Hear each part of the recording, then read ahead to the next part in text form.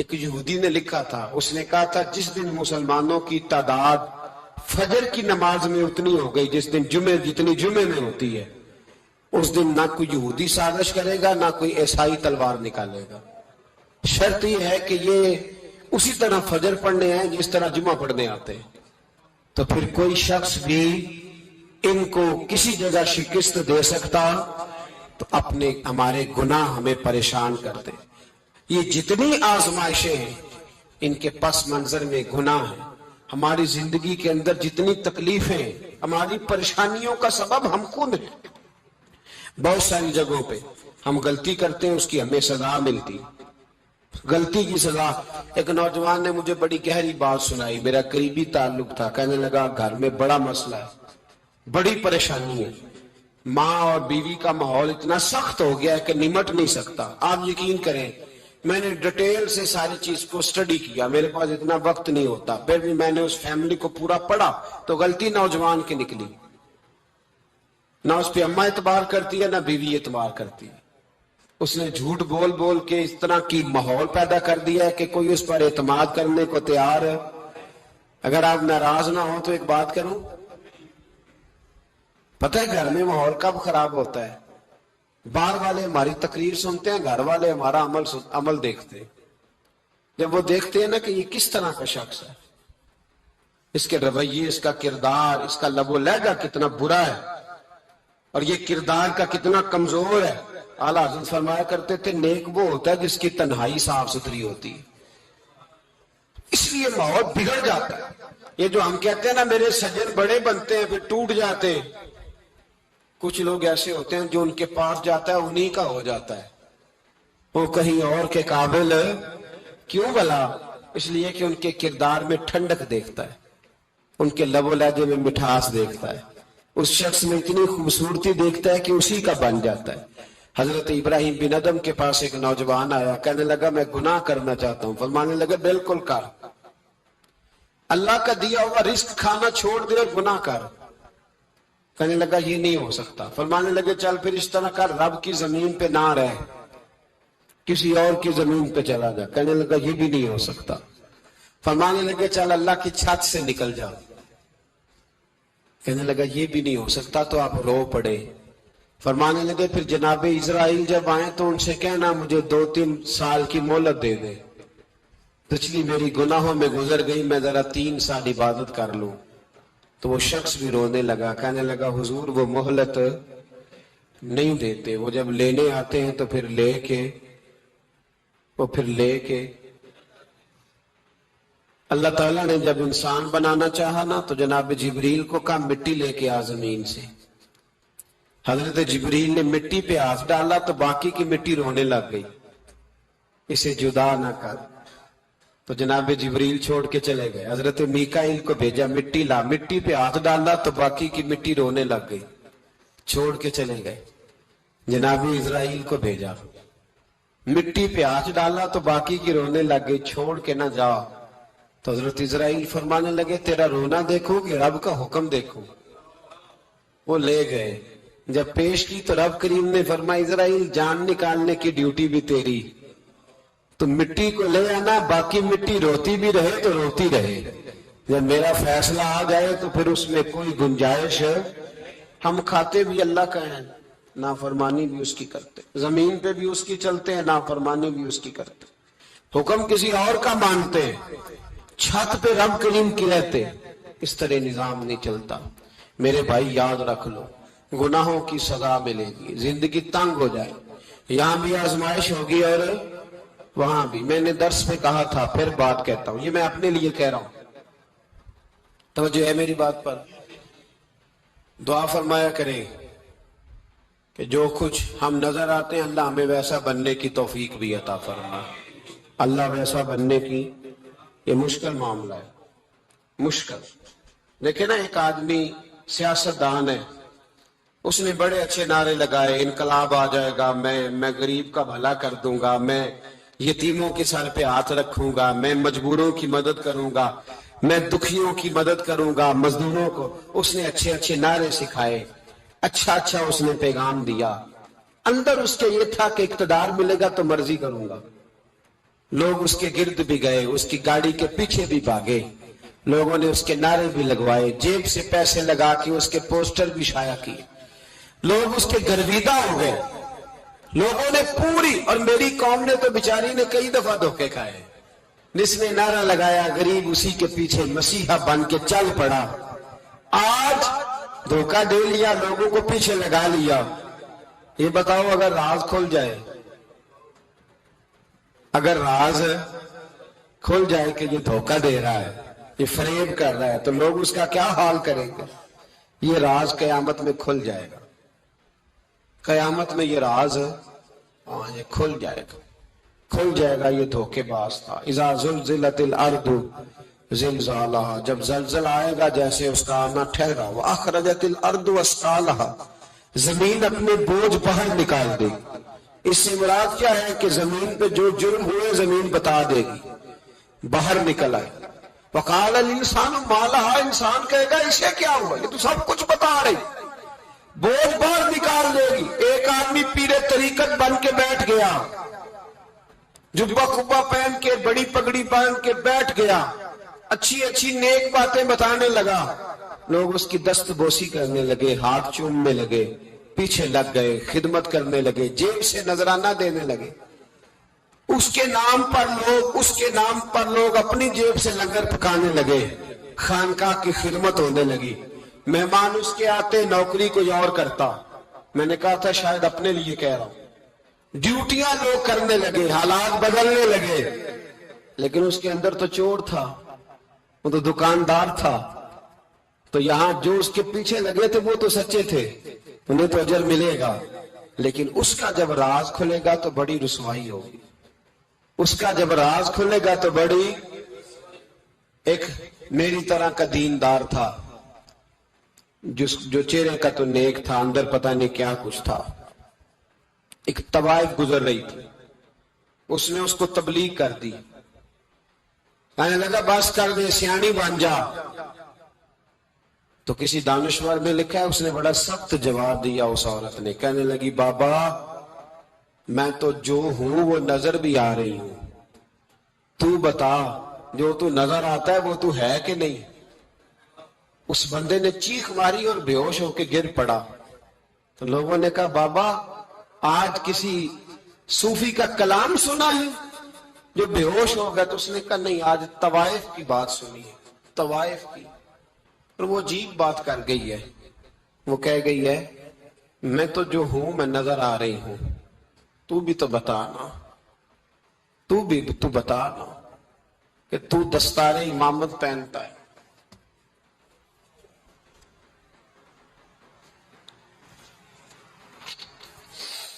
تو بتا، تو جو کہلاتا ہے تو وہ ہے کہ نہیں؟ یہ وقال الانسان ما لہا، یہ راز قیامت میں کھلے گا۔ ہم جو کچھ بتا رہے ہیں نا اپنی زبانوں سے، ہمیں اپنے گناہوں کا احساس ہونا چاہیے۔ ایسا نہ ہو کہ جب سزا ملے تو پھر اس طرح کی ملے کہ دوبارہ کسی کو کوئی منہ دکھانے کے قابل نہ رہے۔ میرے بھائی یاد رکھیں اور سمجھیں، گناہ انسان کی زندگی کو تنگ کرتے ہیں۔ میرے نبی پاک علیہ السلام نے فرمایا جب تو جھوٹ بولتا ہے تو تیرے فرشتے کرامن کاتبین سائیڈ پہ ہو کے کھڑے ہو جاتے ہیں، جب تو زنا کرتا ہے تو تیرے اندر سے ایمان نکل جاتا ہے۔ اور نبی پاک علیہ السلام نے فرمایا جب میری قوم میں ناانصافی عام ہو جائے گی تو قتل بھی عام ہو جائے گا۔ اور سن لو لکھ لینا یہ حدیث دل کی تختی پر، نبی پاک علیہ السلام نے فرمایا جب میری قوم میں بے حیائی اور بدکاری عام ہو جائے گی تو 2 سزائیں اللہ دے گا۔ ایک تو جوان موتیں آئیں گی، جوان بچے کچھ بھی نہیں دیکھا چلے گئے، اور دوسری سزا اللہ یہ دے گا کہ ایسی بیماریاں آئیں گی جن کا علاج نہیں ملے گا، ایسے امراض پھوٹ پڑیں گے۔ اگرچہ میں آپ کو ایسی تقریر بھی سنا سکتا تھا جس پہ آپ بہت زیادہ محظوظ ہوتے، پر میں نے اس جمعے میں ایسا موضوع چنا ہے جس کا ہمیں خاص ضرورت ہے۔ بھائی دیکھیں تو صحیح، کہیں ایسا تو نہیں کہ ہم ان عیبوں میں مبتلا ہیں۔ میرے نبی کریم علیہ السلام نے فرمایا جب تم نیکی کا حکم دینا नेकी का हुक्म देना और बुराई से मना करना छोड़ दोगे, फिर अल्लाह तुम पर जालिम हुक्मरान मुसल्लत करेगा। और अगले लफ्ज उससे भी ज्यादा सख्त हैं। महबूब फरमाने लगे, फिर तुम्हारी नेक लोग दुआएं भी करेंगे तो अल्लाह वक्ती तौर पर उनकी दुआओं को भी कबूल नहीं फरमाएगा। इसलिए कि तुम लोगों ने नेकी का हुक्म देना और भलाई से रोकना छोड़ दिया। अजीजों, याद रखो, जब गुनाह आम होते तो फिर हालात बदलते और लोगों को सजा मिलती है उनके गुनाहों की। बल्कि यहां तक लिखा है कि नीयत खराब हो तो सजा शुरू हो जाती। क्या खराब हो? बोलिएगा। नीयत भी खराब हो तो सजा। हजरत रूमी कहते हैं कि एक बादशाह को पता चल गया कि एक आदमी ने बड़ा अच्छा बाग लगाया है, खूबसूरत बाग है, माल्टे का, किन्नों का बाग, बड़ा प्यारा। बादशाह ने कहा जरा जाके देखता हूं। बादशाह सलामत बाग देखने आए तो अब वो मजदूर आदमी था, आम आदमी था जिसने बाग लगाया, किसान था। उसको कहा कि चंद किन्नों तोड़ के लाया तो बड़े प्यारे लगे। एक दो और लाया, खाए, बड़े मीठे, बड़े प्यारे, बड़े तवाना, बड़ा मजा आया। तो बादशाह के दिल में ख्याल आया कि इस पे कब्जा ना कर लूं बाग पे। हमारे यहाँ ना किराए पे दुकान देता ना मालिक, तो जब किसी गरीब की चल जाती है कहता है तू खाली कर, मैंने खुद डाल दी है। चल गई ना उसकी। हालांकि रिस्क अपने अपने नसीब का है, रिस्क अपने अपने नसीब का है, जिसको अल्लाह ताला चाहता है अता करता है। तो उसको कहा कि और तोड़ के ला, और दिल में ख्याल है कि यार इतना अच्छा बाग है, कब्जा कर लेते हैं। हमारी हुकूमतें कब्जा कर लेती है कि जो चीज अच्छी लग जाए तो। अब वो किसान 2-3 किन्नों तोड़ के लाया, उसने खाए तो खट्टे निकले, तुर्श थे। कहने लगा तुझे क्या हो गया है? तो बंदा बड़ा साहिब दिल था, कहने लगा मैं तो ठीक हूं, आप अपनी नीयत से पूछे कहीं खराब तो नहीं हो गई। तो किन्नों में भी उसका असर आ गया है अपनी नीयत। तो नीयतें बिगड़ जाए ना, नीयतें। अब एक बात कहने लगा हूं, गौर से सुनना। जब तक दो भाई इकट्ठे कारोबार करते हैं, नीयत होती है कि हमारा घर चलेगा, तब तक अल्लाह बरकत देता है। और जब अपनी अपनी जेबें समेटने लग जाते हैं ना कि ये मेरा 5,000 है, आज मैं गया था उगराई करने, ये मेरा 10,000 है, आज मैंने ज्यादा की, जब वो टटोलने लगते हैं फिर उस दुकान से भी बरकत उठ जाती है, फिर वहां से भी बरकत चली जाती है। फ़इन्ना लहू मईशतन दन का, फरमाया जब तू मुंह फेर लेता है फिर तेरी जिंदगी अल्लाह तंग कर देता, फिर वहां से भी बरकत, खूबसूरती, असर उठ जाता है। एक सुनार ने गली में एक यतीम छोटे से बच्चे को घूमते देखा तो सुनार बेऔलाद था, बच्चे को उठा के घर ले आया।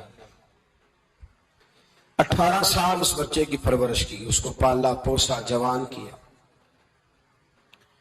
सुनार के पास वो दुकान पे चला जाता, वो कई दफा दुकान पे रहता, कई दफा घर में रहता। एक दफा वो दुकान पे था, बच्चा घर था, 18 साल का जवान। उसकी बीवी अकेली थी। वो जिसने मां बन के पाला था उसने उसी पे हमला कर दिया, उसका बाजू बुरी नीयत से थामा। बीवी चीखी, थोड़ी देर गुजरी तो वो नौजवान पैरों में बैठ गया, कहने लगा अम्मा पता नहीं मुझे क्या हुआ।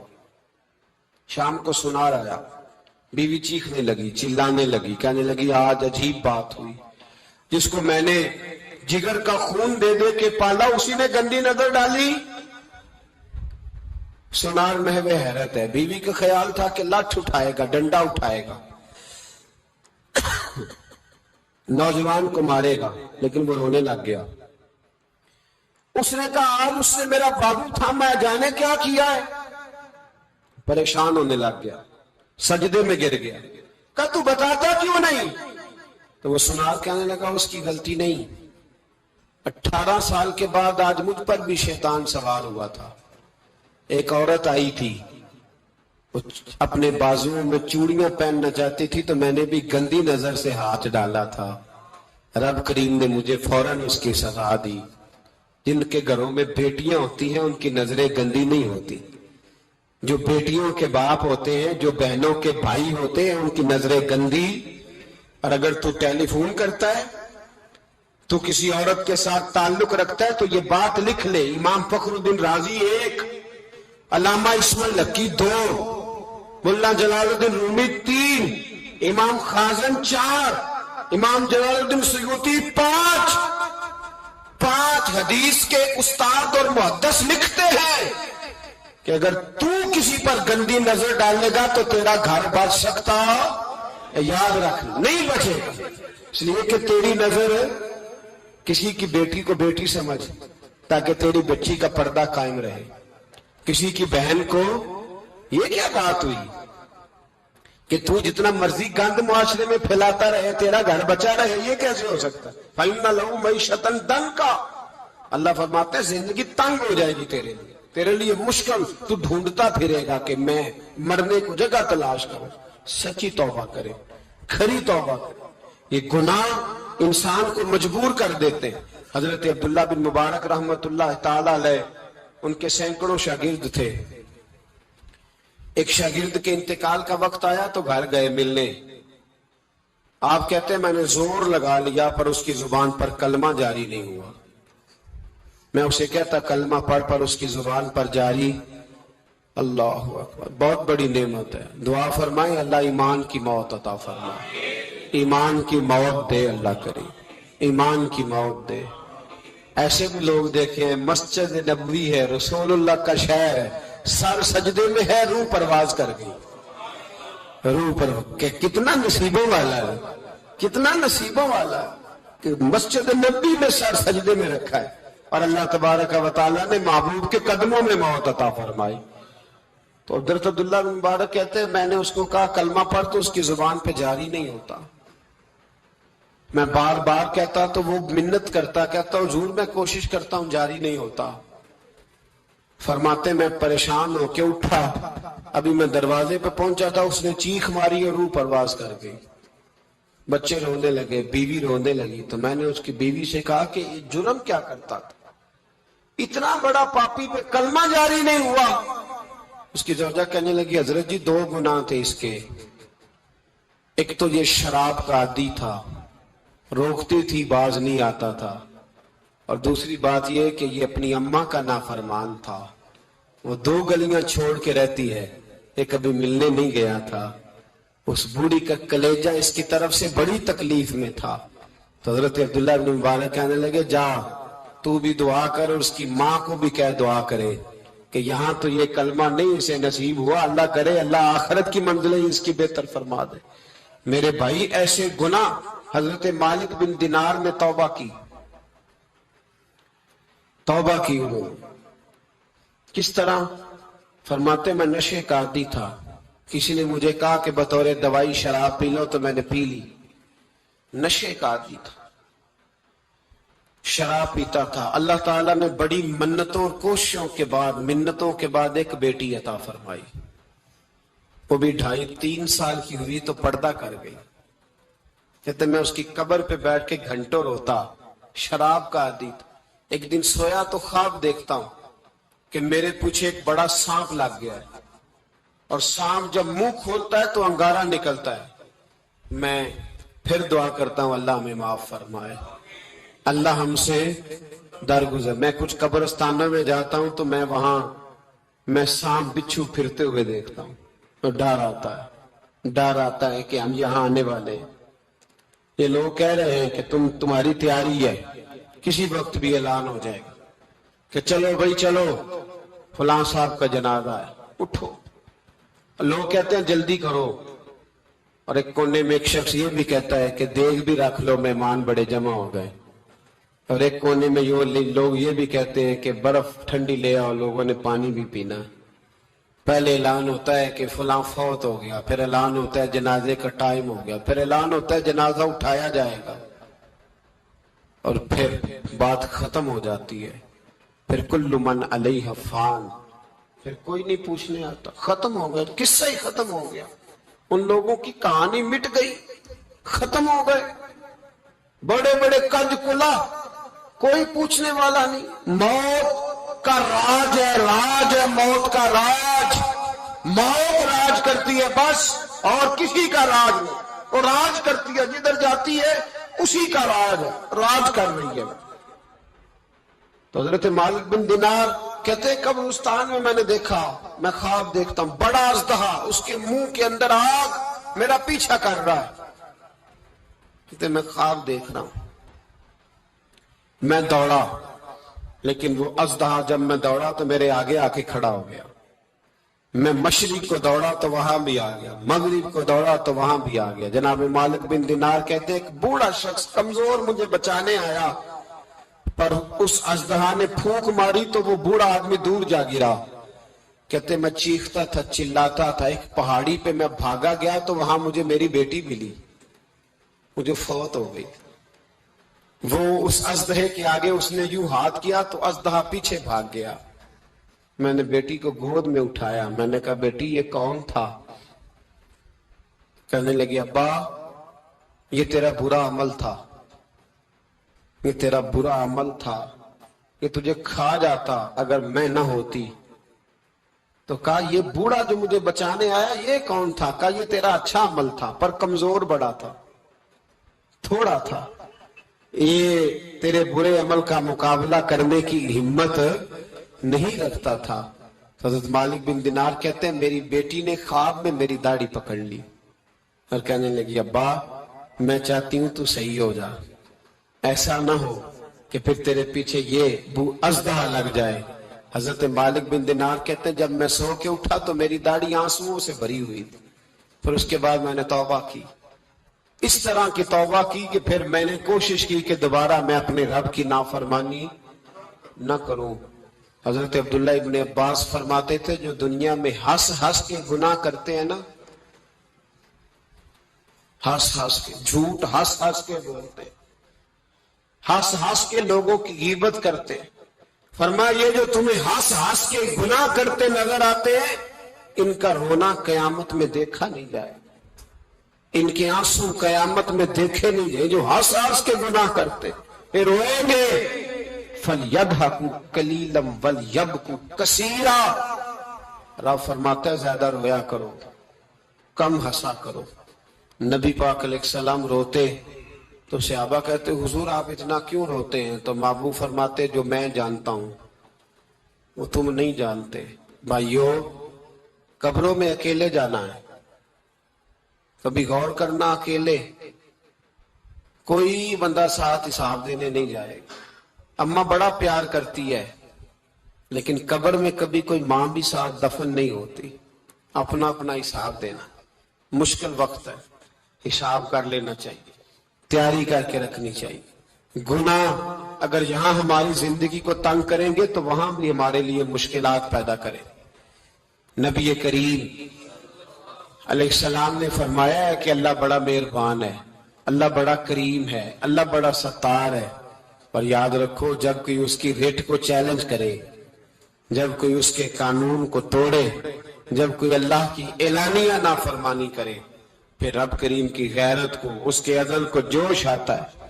توبہ کرے سچی، مسجد کی حاضری دے پابندی کے ساتھ. میری آپ سے ہمیشہ یہ گزارش رہتی ہے کہ مسجد کی حاضری پابندی سے دے.